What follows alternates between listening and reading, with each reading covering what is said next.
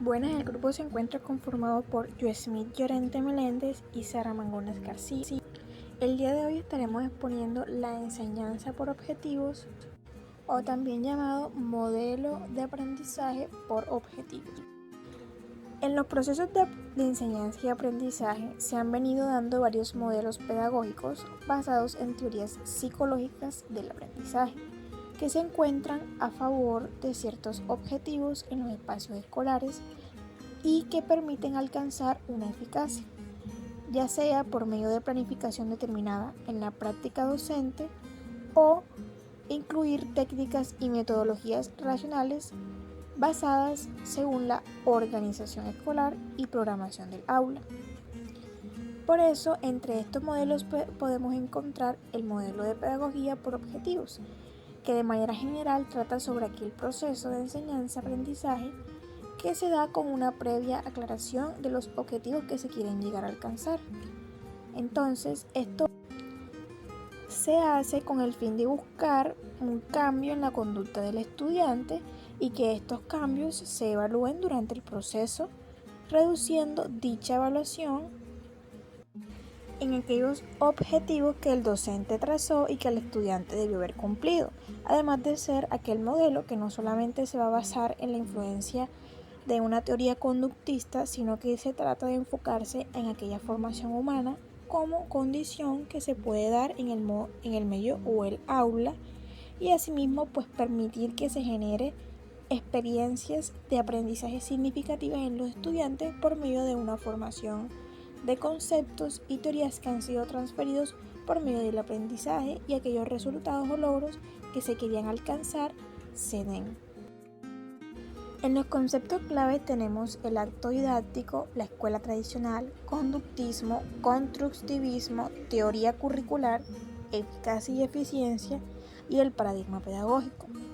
El acto comunicativo viene siendo aquel proceso de comunicación entre el maestro y el alumno que facilita la obtención del conocimiento y de sus aprendizajes. La escuela tradicional es aquella que está basada o fundamentada en la consideración de que la mejor forma para preparar a un estudiante para la vida es formar su inteligencia y las posibilidades de atención y esfuerzo que él tiene y puede desarrollar para la resolución de los problemas cotidianos. El conductismo es empleado pues para procedimientos estrictamente experimentales, para el estudio de los comportamientos visibles de la conducta humana, teniendo en cuenta variables que hacen parte de él, como el conjunto de estímulos y respuestas que hacen parte de su entorno. El constructivismo hace referencia a aquellos conocimientos y la personalidad de los individuos que están en una permanente construcción debido a que responden a un proceso continuo, ya sea en su interacción diaria o por aspectos cognitivos o sociales que manejan su entorno. La teoría curricular es aquella que tiene un enfoque teórico-práctico orientado en examinar y darle una forma a los contenidos que deben enseñarse dentro del ámbito educativo. La eficacia y la eficiencia. El primero consiste en alcanzar aquellas metas que se establecen dentro del sistema educativo, y el segundo se refiere también a alcanzar esas metas, pero utilizando la menor cantidad de recursos. Y por último, el paradigma pedagógico, que hace referencia a esa comprensión de análisis y avances en el proceso de enseñanza, que deben adoptarse desde una visión integral para que cualquier respuesta educativa se contemple en los alumnos y en su entorno. Los objetivos deben tener las siguientes características. La primera es ser pertinentes. Los objetivos deben estar relacionados con conceptos que forman las bases del aprendizaje y ser pertinentes a ellos. A veces los objetivos se escriben de una manera incongruente con los conceptos. La segunda es ser claros. No debe haber ambigüedad en las palabras usadas para escribir los objetivos. Si bien las palabras como apreciar, entender y saber, que dan lugar a muchas interpretaciones, son apropiadas para referirse a los principios o conceptos, su uso debe evitarse en la preparación de los objetivos. Palabras como comparar, contrastar, construir, identificar, escribir y solucionar dan lugar a menor interpretación y es por eso que su uso se recomienda. El tercero es ser factibles. Los objetivos de aprendizaje deben describir lo que el estudiante puede llegar a cabo con el tiempo y los resultados y los recursos disponibles. Y el cuarto es ser evaluables. Debido a que los objetivos describen lo que el estudiante debe ser capaz de demostrar, tienen que describir lo que es evaluable. En general, los objetivos describen el nivel mínimo que es aceptable. El método de evaluación del estudiante indicará la cantidad o tipo de objetivos que se requerirán para que el estudiante proceda en el programa. Tenemos un objetivo general y unos específicos. El general trata de cómo este modelo facilitará el proceso de evaluación y ayudará a prever todo lo que sea necesario para la enseñanza y cuáles serán aquellos beneficios para el aprendiz, ya que debemos tener en cuenta que si el estudiante se le dan unos objetivos claros y no subjetivos, permitirán una mejor comunicación entre el docente y él, que son los que están involucrados en este proceso.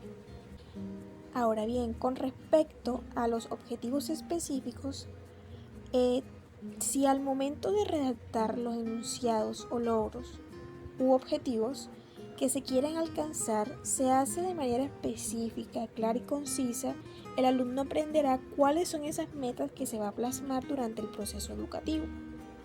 Él tendrá mucho más claro qué es lo que va a hacer antes de participar dentro de un curso, un taller, diplomado, temática o lo que sea que vaya a hacer o que esté involucrado, para así él poder medir sus conductas y estar preparado ante cualquier situación.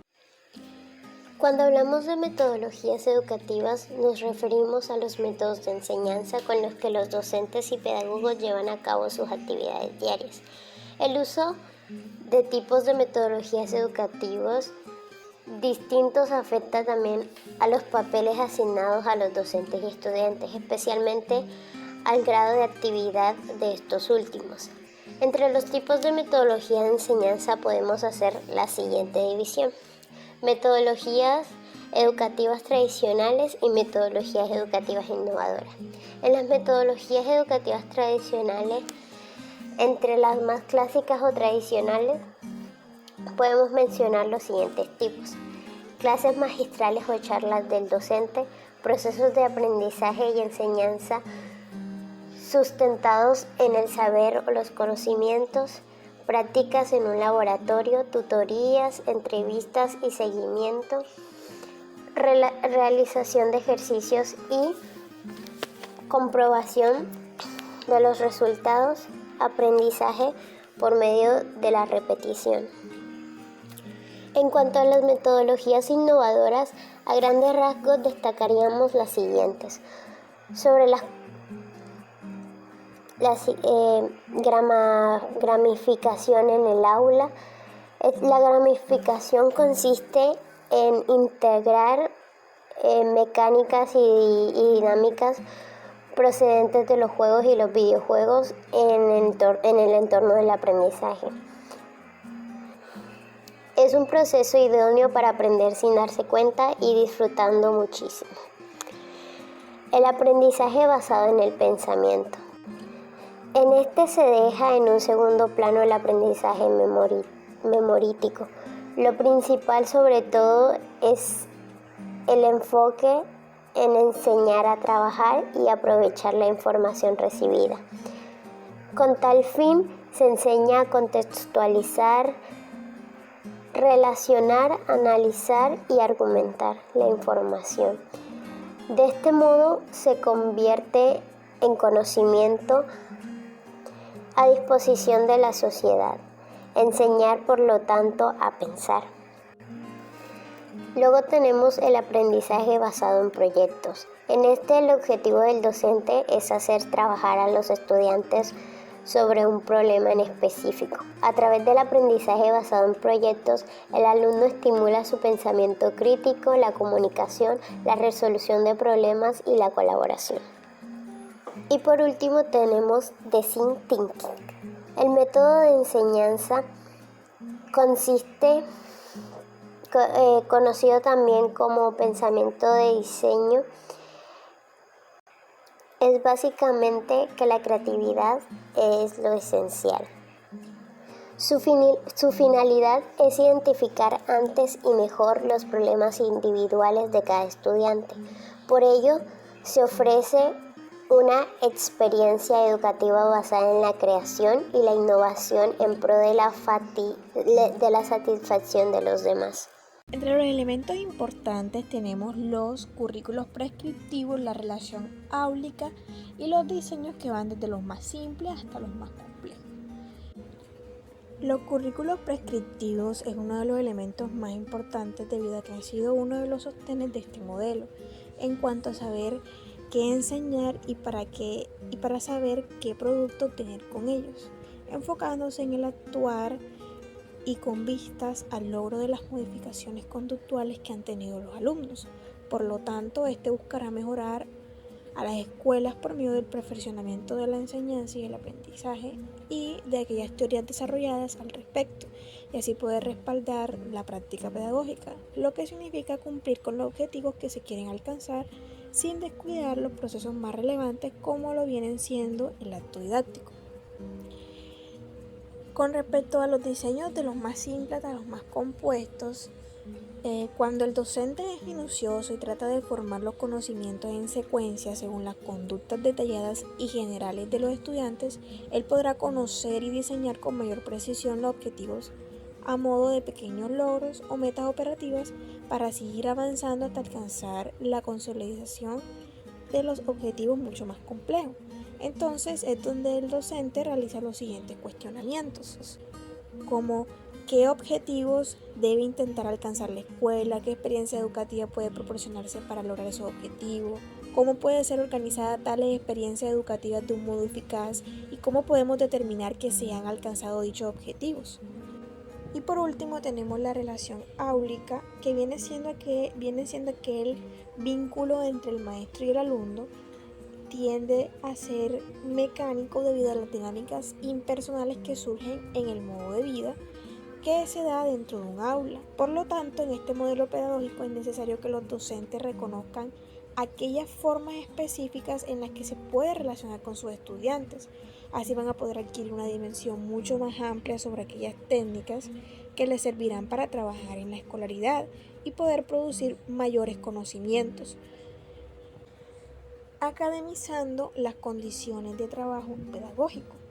Por lo tanto, podemos inferir que también es necesario una mirada humana e individual para fortalecer ese proceso académico, que estará marcado por un ideal de interrelación e interacción entre el docente y el alumno. La escuela tradicional ha centrado el proceso de enseñanza-aprendizaje en el docente como figura excluyente, como el elemento revelador del saber y modelo a seguir, y reflejaba un deber ser del alumno, que desde el establecimiento escolar estaría en condiciones de entender las necesidades de la sociedad de la que era parte y sumarse a ella en consecución de niveles académicos superiores o bien al mundo del trabajo. Pero a la vez en esta metodología por objetivos, el profesor veía limitada su tarea en cuanto a la participación del diseño del proyecto curricular y, en muchos casos, de acuerdo a las características de las instituciones escolares, hasta de las particularidades de la programación del aula, se entendiese como tal la selección del contenido y las estrategias para su dictado. En sintonía con un contexto histórico de finales del siglo XIX y principios del siglo XX, que transitaba rápidamente en los países centrales, Entre otros aspectos en cuanto a los procesos industriales, se requería que la institución o escuela formara parte de este proceso. Estas formas utilitarias de interpretar la escuela generó el trazado de líneas de trabajo como objetivos a alcanzar, con metas intermedias claramente determinadas, con un diseño curricular prescripto y centralizado y con un proceso de enseñanza-aprendizaje que pretendía moldear y obtener conductas en forma de resultados observables. De manera natural, por necesidad o imposición de los tiempos, el patrón eficientista en educación fue convirtiéndose en el paradigma pedagógico de gran parte del siglo anterior, el modelo de la pedagogía por objetivos.